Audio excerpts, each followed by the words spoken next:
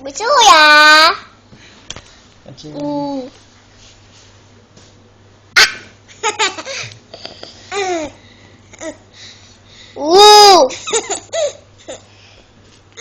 Cười nhanh nhất đây.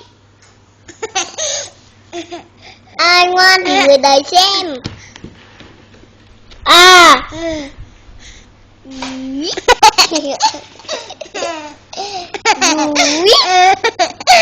gì?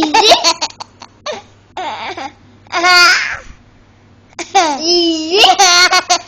Đây, mình quay hai chị em. Con trêu em đi, con đi trêu em đi. Gì gì? Bù bít. Bù bít. Bù bít. Đây, hai Ki cầm đi quay em này. Bù bít. Bù bít. Bù bít. Bù bít. Rồi, thôi kết thúc nha. Kết thúc.